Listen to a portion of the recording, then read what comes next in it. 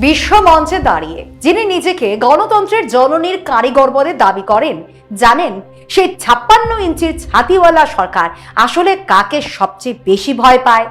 কোনো বিদেশি শত্রু বা পরমাণু বোমার থেকেও মোদী সরকার বেশি ভয় পায় আপনার হাতের স্মার্টফোন আর এই 5 ইঞ্চির স্ক্রিনটাকে। বিশ্বাস হচ্ছে না, তাই তো? খবরটা শুনে আজ পুরো দেশের মাথা ঘুরে গেছে। ইন্ডিয়ান এক্সপ্রেস এবং দ্য ওয়্যারে এই চাঞ্চল্যকর খবরটি প্রকাশিত হয়েছে। খবর বলছে এই 2026 সালের মার্চ থেকে জুলাই মাত্র 150 দিনে এই সরকার সোশ্যাল মিডিয়ার উপর কতগুলো ব্লকিং স্ট্রাইক চালিয়েছে জানেন? প্রায় 2 লক্ষ, দিনে গড়ে 1275 বার। আর হিসেব কষলে প্রতি 68 সেকেন্ডে একটা করে কন্টেন্ট আর অ্যাকাউন্ট ডিলিট করার ফরমান গেছে মেটা আর ইউটিউবের কাছে। এত কিসের আতঙ্ক? কারণ রাজপথে আজ দেশের জেনজি আর ছাত্র সমাজ জেগে উঠেছে। পেপার লিক আর দুর্নীতির বিরুদ্ধে তরুণদের তোলা ওই একটা ইনস্টাগ্রাম রিল, একটা ফেসবুক পোস্ট আজ ক্ষমতার মসনদ কাঁপিয়ে দিচ্ছে। তাই আর কোনো লোকলজ্জা নয়, মেশিন বসিয়ে অ্যালগোরিদম দিয়ে দেশের কোটি কোটি তরুণের মুখ বন্ধ করার এক অনঘোষিত ডিজিটাল ইমার্জেন্সি চালু হয়ে গেছে এই ভারতে। আজকের এই পর্বে তথ্য ও পরিসংখ্যান দিয়ে প্রমাণ করে দেব কিভাবে বিশ্বগুরু হওয়ার নামে ভারতকে আজ বিশ্বের সবচেয়ে বড় ডিজিটাল সেন্সরশিপের কারখানা বানিয়ে ফেলা হয়েছে। নমস্কার, আমি স্নেহা মুখার্জি আর দৈনিক সংবাদ অনলাইনে আপনারা দেখছেন খবরের পেছনের খবর। 56 ইঞ্চির ছাতিওয়ালা আমাদের প্রধানমন্ত্রী নরেন্দ্র মোদীর সরকার সোশ্যাল মিডিয়ার জনরোষ, সাধারণ মানুষের প্রতিবাদ আর তীব্র সমালোচনাকে ঠিক কতটা ভয় পায় জানেন? আজ দ্য ইন্ডিয়ান এক্সপ্রেস আর দ্য ওয়্যারের বিস্ফোরক রিপোর্টে তা একদম পর্দাফাঁস হয়ে গেছে। রিপোর্টটা শুনলে মাথা ঘুরে যাবে। এই 2026 সালের মার্চ থেকে জুলাইয়ে মাত্র এই 5 মাসের মধ্যে ইনস্টাগ্রাম, ফেসবুক আর ইউটিউবের মতো 3টি বড় প্ল্যাটফর্মকে মোদী সরকার কতগুলো ব্লকিং অর্ডার পাঠিয়েছে জানেন? প্রায় 1,95,000। ভাবা যায় মাত্র 5 মাস প্রায় 2 লক্ষ অ্যাকাউন্ট বন্ধ করার সরকারি ফরমান। সোশ্যাল মিডিয়া জিনিসটাকে মোদী সরকার যে মোটেও পছন্দ করে না তা কিন্তু নয়। আসলে এই সোশ্যাল মিডিয়াকে সিঁড়ি বানিয়েই তো তারা ক্ষমতায় বসেছেন।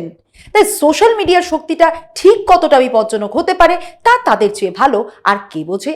আর ঠিক এই কারণেই এই শক্তিটা তারা সম্পূর্ণ নিজেদের মুঠোয় বন্ধ করে রাখতে চান। কোনোভাবেই যেন এই ক্ষমতা সাধারণ মানুষের অর্থাৎ সরকার গড়ার কারিগরদের হাতে চলে না যায়।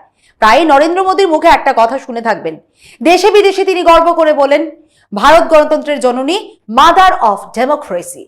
কিন্তু এই গণতন্ত্রের জননীর আসল রূপটা আজ একটু খতিয়ে দেখুন। একটি প্রজাতন্ত্রের গণতন্ত্রের মূল কথা ভিন্ন মত পোষণ।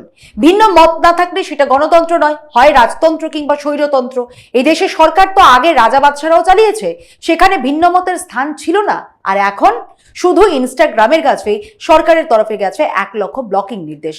কন্টেন্ট মোছা হোক বা পুরো অ্যাকাউন্ট গায়েব করে দেওয়া, সব মিলিয়ে এই হাল। ফেসবুকে গেছে 80,000 আদেশ আর ইউটিউব পেয়েছে 15,000 ব্লকিং নির্দেশ। মনে করুন মার্চ থেকে জুলাই এই 5 মাস কিন্তু সাধারণ কোনো সময় ছিল না। জুন আর জুলাইয়ের সেই উত্তাল দিনগুলোর কথা মনে আছে, যখন দিল্লির যন্তর মন্তরে সিজেপির আন্দোলন উত্তাল হয়ে উঠেছিল। জুনে আন্দোলন শুরু হলো, সোনম ওয়াংচুকের অনশন চলল, আর জেনজিদের আন্দোলনের ঠেলায় 25 জুলাই শিক্ষামন্ত্রী পদ থেকে ধর্মেন্দ্র প্রধানকে ইস্তফা দিতে বাধ্য হতে হলো। আর এই গণজাগরণে সবচেয়ে বড় হাতিয়ার ছিল ইনস্টাগ্রাম, ফেসবুক আর ইউটিউব। বিশেষ করে ইনস্টাগ্রাম। 16, 18, 20 কিংবা 22 বছরের জেনজি তরুণরা নিত্য নতুন মিম বানিয়ে ধারালো কন্টেন্ট তৈরি করে সরকারকে একেবারে চেপে ধরেছিল। সুপ্রিম কোর্টের বিচারপতি সূর্যকান্তের বিতর্কিত মন্তব্যের পর সিজেপি যখন ইনস্টাগ্রামে অ্যাকাউন্ট খুলল, দেখতে দেখতে সেই ভার্চুয়াল পেজের অনুগামী সংখ্যা পৌঁছল 2,20,00,000। আর ঠিক এই কারণেই ইনস্টাগ্রামের উপর মোদী সরকারের ক্ষোভ সবচেয়ে বেশি। একাই খেয়েছে 1 লক্ষ ব্লকিং নির্দেশ। অথচ গত বছরে এই সময় দিনে গড়ে মাত্র 6টা সরকারি ব্লকিং অর্ডার গেছে। সেখানে 2026 সালের মার্চ থেকে জুলাই 1,95,000 কন্টেন্ট ব্লক করার নির্দেশ পাঠানো হয়েছে। হিসেব কষে দেখলে দেখা যাবে গড়ে প্রতি 68 সেকেন্ডে একটা করে কন্টেন্ট ব্লকিং এর আদেশ জারি হচ্ছে। একবার ভাবুন কি তীব্র গতিতে এই স্ক্রুটিনি আর অ্যানালাইসিস গুলো চলছে। কোন মহামানব বা এমন কোন অদ্ভুত ডিজিটাল সিস্টেম বসে আছে সেখানে, যা প্রতি সেকেন্ডে শত সহস্র পোস্ট বিচার করে আইনসম্মত নয় লেভেল সেটে দিচ্ছে, অর্ডার জারি করছে আর 3 ঘন্টার মধ্যে তা মুছেও ফেলছে। আন্তর্জাতিক মঞ্চে নিজেকে গণতন্ত্রের জননী বলে দাবি করা মোদী সরকারের জন্য এটা চরম লজ্জার। আর কিচ্ছু নয়, এটাকে সোজা কথায় বলতে হবে এক অঘোষিত জরুরি অবস্থা বা ডিজিটাল সেন্সরশিপ। ইনস্টাগ্রাম জুড়ে তরুণ প্রজন্মের এই আওয়াজ বন্ধ করার চেষ্টাকে আপনি কি বলবেন? হ্যাঁ, অনেক আমলা হয়তো বলবেন সোশ্যাল মিডিয়া প্ল্যাটফর্মগুলোকে তো দেশের আইন মেনে চলতেই হবে, কিন্তু আইন মানার নাম করে ঢালাওভাবে 1,95,000 ব্লকিং অর্ডার পাঠানো কি কোনো গণতান্ত্রিক রাষ্ট্রের কাজ? বিশ্বের দরবারে ভারত সম্পর্কে কি বার্তা দেওয়া হচ্ছে? আসলে এটা হলো শাসকের ন্যারেটিভ কন্ট্রোল, অর্থাৎ সরকারের পছন্দের বাইরে একটা শব্দ, একটা দাড়ি বা কমাও যেন এদিক ওদিক না হতে পারে। সরকারের তৈরি করে দেওয়া ন্যারেটিভের বাইরে কেউ সত্যিটা বললেই তার মুখ বন্ধ করে দাও। আর এই ন্যারেটিভ ধরে রাখার জন্য দেশীয় এবং আন্তর্জাতিক স্তরে ভারতের গণতান্ত্রিক ভাবমূর্তি ধুলোয় মিশে গেলেও সরকারের কিচ্ছু যায় আসে না। আর এই পুরো খেলার সবচেয়ে মেরুদণ্ডহীন ভূমিকা কার বলুন তো? মেটার, অর্থাৎ ফেসবুক আর ইনস্টাগ্রামের। আমাদের বিশ্বস্ত সূত্র বলছে মেটা নাকি তাদের কন্ট্রোল রুমের চাবিটা এক প্রকার স্বরাষ্ট্র মন্ত্রকের হাতেই তুলে দিয়েছে। বোতাম টিপলেই কন্টেন্ট গায়েব। কেন? কারণ ব্যবসা ধরে রাখতে হবে তো। একটা হিসেব শুনলে বুঝবেন, বিশ্বজুড়ে বিজ্ঞাপন থেকে ফেসবুক যদি 100 টাকা আয় করে, তবে ভারত থেকে আসে মাত্র 12 পয়সা। আর সেই 12 পয়সার সিংহভাগ বিজ্ঞাপনের বাজেট কোনো রাজনৈতিক দলের পকেটে আছে। তা আর আলাদা করে বলে দেওয়ার দরকার পড়ে না। তাই স্রেফ ব্যবসার স্বার্থে এসব মেগা প্ল্যাটফর্ম আজ সরকারের কাছে আত্মসমর্পণ করেছে। তবে মূল প্রশ্নটা কিন্তু অন্য জায়গায়। এই তরুণ প্রজন্মকে মোদী সরকারের এত ভয় কিসের? মন দিয়ে শুনুন। তরুণদের ভয়ে সেন্সরশিপে এমন নজির গড়ে ভারত আজ দুটো বিচিত্র ও লজ্জাজনক বিশ্ব রেকর্ডের দিকে এগিয়ে যাচ্ছে। নাম্বার 1, সারা বিশ্বে সবচেয়ে বেশিবার মোবাইল ইন্টারনেট বন্ধ করার রেকর্ড। আর নাম্বার 2, মাত্র 3 থেকে 4 মাসে প্রায় 2 লক্ষ কন্টেন্ট সেন্সর করে সোশ্যাল মিডিয়া বন্ধ করার রেকর্ড। খবরের পেছনের খবর হচ্ছে, অন্য কোনো ক্ষেত্রে না হলেও সোশ্যাল মিডিয়ার মুখ বন্ধ করার এই খেলায় মোদী সরকার আজ সত্যি বিশ্বগুরু হয়ে উঠেছে।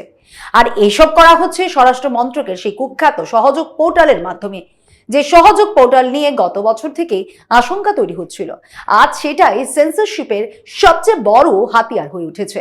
পরিসংখ্যানটা আরেকবার মনে করিয়ে দিই। 2024-25 সালে পুরো এক বছরে যেখানে ভারতে মোট ব্লকিং অর্ডার গিয়েছিল মাত্র 2392টি, সেখানে আজ জেনজিদের আন্দোলনের ভয়ে মাত্র 3 থেকে 4 মাসে পাঠানো হয়েছে 1,95,000 ব্লকিং ডিরেকশন।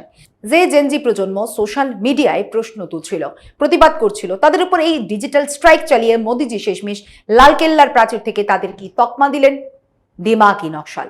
ভাবুন একবার, একদিকে বিশ্বমঞ্চে গিয়ে বড় গলায় বলবেন ভারতীয় গণতন্ত্রের জননী, একটি আদর্শ প্রজাতন্ত্রের গণতন্ত্রের প্রাণ সঞ্চার করে কোনটা ভিন্নমত। আর বর্তমান ভারতে আপনি ভিন্নমত পোষণ করেন মানে আপনি দিমাগি নকশাল, আরবান নকশাল, না হয় টুকরে টুকরে গ্যাং।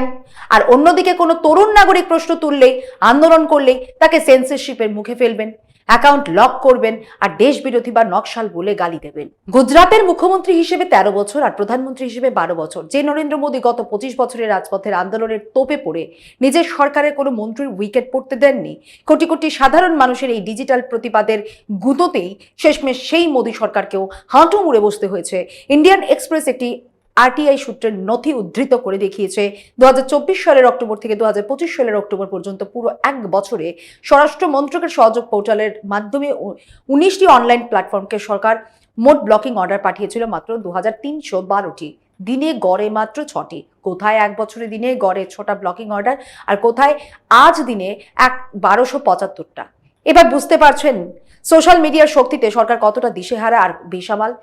ভেবে দেখুন, দিনে 1275টি ব্লকিং অর্ডার। আগের বছরের তুলনায় এই সংখ্যাটা কত গুণ বেড়েছে? হিসেব কষতে বসলে ক্যালকুলেটরও হাঁপিয়ে যাবে। আর সবচেয়ে বেশি কোপ পড়েছে ইনস্টাগ্রামের উপর, কারণ ইনস্টাগ্রামই ছিল ছাত্রদের সেই আন্দোলনের আসল চালিকা শক্তি।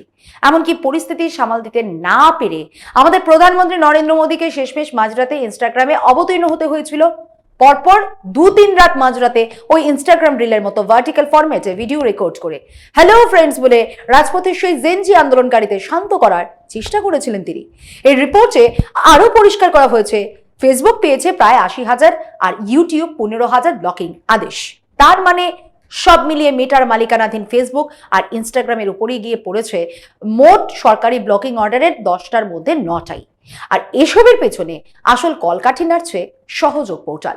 2024-25 সালে চালু হওয়া এই পোর্টালটি মূলত সরকারি সংস্থা আর এসব সোশ্যাল মিডিয়া প্ল্যাটফর্মগুলোর মধ্যে একটা যোগাযোগের সেতু। কোনো কন্টেন্ট আপত্তিকর বা সহজ কথায় সরকার বিরোধী মনে হলেই আইটি অ্যাক্টের দোহাই দিয়ে তা রাতারাতি মুছে ফেলার ব্যবস্থা করা হয়। সবচেয়ে আশঙ্কাজনক বিষয় কি জানেন?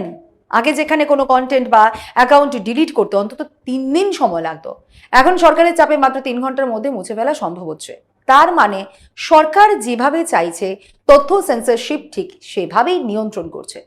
হ্যাঁ, মানছি পাকিস্তান বা কোনো শত্রুভাবাপন্ন দেশ থেকে স্পন্সর করা কোনো পেজ বা অ্যাকাউন্টের বিরুদ্ধে 100 বার ব্যবস্থা নেওয়া দরকার। যদি সত্যি কোনো অশুভ চক্র বাইরে থেকে কোনো চক্রান্ত চালায়, তবে তা বন্ধ করা দেশের সুরক্ষার জন্য একান্ত দরকার। কিন্তু এই 1,95,000 ব্লকিং অর্ডারের সব কটা কি সত্যি পাকিস্তান বা বিদেশি শত্রুদের, নাকি ঘটনাটা সম্পূর্ণ উল্টো? এই রিপোর্টের সবচেয়ে বিপজ্জনক তথ্য কোনটা জানেন? ইন্ডিয়ান এক্সপ্রেসের অনুসন্ধানে বেরিয়ে এসেছে যে সরকারের দেওয়া মাত্র 3 ঘন্টার ডেডলাইন মানতে গিয়ে মেটা তাদের এপিআই সরাসরি এই সরকারি সহযোগ পোর্টালের সাথে যুক্ত কিংবা লিংক করে দিয়েছে। এর মানে কি বুঝছেন? এর মানে হলো এখন পুরো সিস্টেমটাই অটোমেটিক। সরকার তাদের পোর্টালে কোনো কন্টেন্ট বন্ধের নির্দেশ দেওয়া মাত্রই ফেসবুক বা ইনস্টাগ্রাম থেকে সেটা অটোমেটিক মুছে যায়। মাঝে কোনো ম্যানুয়াল রিভিউ করার সুযোগই নেই, কেউ আপিল করার সময় পায় না, কোনটা সত্য কোনটা মিথ্যে বিচার করার কোনো মেকানিজম নেই। সরকার কি কোনো রাজনৈতিক প্রতিহিংসা থেকে কন্টেন্ট ছড়াচ্ছে, নাকি কন্টেন্টটা সত্যি সত্যি দেশের সার্বভৌমত্বের বিরুদ্ধে? সেটা খতিয়ে দেখার জন্য কোনো নিরপেক্ষ চোখ বা মানুষের হস্তক্ষেপ সেখানে আর অবশিষ্ট নেই। সোজা ভাষায় সরকার বোতাম টিপবে আর আপনার প্রশ্ন করার অধিকার ডিজিটাল দুনিয়া থেকে চিরতরে গায়েব হয়ে যাবে। ভাবতে পারছেন? মেটা কিন্তু সরকারের সেই নির্দেশের কোনো তদন্ত করে না, সবটাই অটোমেটিক। তার মানে কোর্টে চ্যালেঞ্জ করার মতো সামান্য সুযোগটুকু আর মেটার হাতে নেই। সরকারি আদেশ হইল আর অমনি কন্টেন্ট গায়েব। সোজা ভাষায় একটা কম্পিউটার মেশিন আর একটা কম্পিউটার মেশিনকে নির্দেশ দিচ্ছে আর মুহূর্তের মধ্যে কন্টেন্ট ডিলিট হয়ে যাচ্ছে। আইন অনুযায়ী যে শর্তগুলো মেনে কন্টেন্ট সরানোর কথা ছিল তা এখন বদলে গিয়ে দাঁড়ালো শর্তহীন গোলামিতে। পুরো ব্যবস্থার মধ্যেই বিশাল একটা গলদ রয়ে গেছে। গ্লোবাল ইন্টারনেট ফ্রিডম স্কোরে ভারতের অবস্থান দিন দিন কতটা বিপজ্জনক জায়গায় নামছে সেটা খেয়াল করেছেন? ফ্রিডম হাউসের রিপোর্ট বলছে 2014 সালে যেখানে আমাদের অবস্থান ছিল অনেক উঁচুতে, সেখানে আজ 100-এর মধ্যে ভারত মাত্র 51 পয়েন্ট পেয়ে ধুঁকছে। 2015-তে যা ছিল 61, 2017-তে 59 আর 2024-25 সালে এসে তা আছড়ে পড়েছে 50 থেকে 51-এর কোঠায়। শুধু কি কন্টেন্ট ব্লক? যখনই দেশে কোনো বড় গণ আন্দোলন মাথা চাড়া দিয়ে ওঠে, সেটা কৃষক আন্দোলন হোক, কুস্তিগিরদের আন্দোলন হোক, সিএএ এনআরসি বিরোধী বিক্ষোভ হোক, কিংবা সম্প্রতি সিজেপির পেপার লিক আন্দোলন, সরকার সোজা ইন্টারনেট ফ্রিডমের উপর বুলডোজার চালিয়ে দিচ্ছে। সিজেপির সেই আন্দোলনের কথাই ভাবুন। যন্তর মন্তরের আন্দোলন যখন তুঙ্গে, তখন এই এলাকার 3 কিলোমিটার ব্যাসার্ধের মধ্যে টানা 10 থেকে 12 দিন মোবাইল ইন্টারনেট সম্পূর্ণ স্তব্ধ করে রাখা হয়েছিল। কেন? যাতে কোনো তরুণ ইনস্টাগ্রামে লাইক করতে না পারে, ভিডিও পোস্ট ভাইরাল না হতে পারে। বিশ্বের তথাকথিত বৃহত্তম গণতন্ত্রের জন্য এই স্বৈরাচারী ডিজিটাল নজরদারি আর স্বাধীন কণ্ঠ রোধ কি চরম লজ্জার বিষয় নয়? গণতন্ত্রের সমালোচনা এলে তাকে পজিটিভ মাইন্ডে শুধরে নেওয়াই তো আসল নেতার কাজ, নাকি পুরো ডিজিটাল মিডিয়াকে সেন্সর করে দেওয়া? ইতিহাস সাক্ষী আছে, আপনি ডিজিটাল সেন্সরশিপ দিয়ে সাময়িকভাবে মুখ বন্ধ করতে পারেন, কিন্তু মানুষের ভেতরে জমতে থাকা ক্ষোভ আর প্রতিবাদের আগুনকে কোনো সরকারি ব্লকিং অর্ডার দিয়ে নিভিয়ে রাখা যায় না। আসলে অন্যায়ের বিরুদ্ধে এই যে গর্জে ওঠা তরুণ প্রজন্ম, এদের ভয় দেখেই মুখ বন্ধ করা যাবে না। কারণ ইতিহাস বারবার প্রমাণ করেছে, যে সরকার নিজের দেশের তরুণদের বাকস্বাধীনতায় তালা ঝোলায়, সেই সরকারের পতন কোনো ব্লকিং অর্ডার দিয়ে আটকানো যায় না। ডিজিটাল সেন্সরশিপ চালিয়ে সাময়িকভাবে স্ক্রিন অন্ধকার করা যায় ঠিকই, কিন্তু সত্যের যে আলো মানুষের চেতনায় জ্বলে উঠেছে তাকে নিভিয়ে দেওয়ার ক্ষমতা কোনো অ্যালগরিদমের নেই। ক্ষমতার ঠান্ডা ঘরে বসে কোটি কোটি মানুষের কণ্ঠ রোধ করার এই দাম্ভিকতা বেশি দিন স্থায়ী হতে পারে না। মনে রাখবেন, প্রতিবাদের আগুন যখন রাজপথ থেকে মানুষের মনের গভীরে ছড়িয়ে পড়ে, তখন সব সেন্সরশিপ পুড়ে ছাই হয়ে যায় এবং সেখান থেকেই জন্ম নেয় পরিবর্তনের নতুন ইতিহাস। আজ এ পর্যন্ত। এমন আরো বিষয় জানতে অবশ্যই চোখ রাখুন দৈনিক সংবাদ অনলাইনের পর্দায়। লাইক, কমেন্ট আর শেয়ার করুন। দেখতে থাকুন দৈনিক সংবাদ, শুধু নামই যথেষ্ট।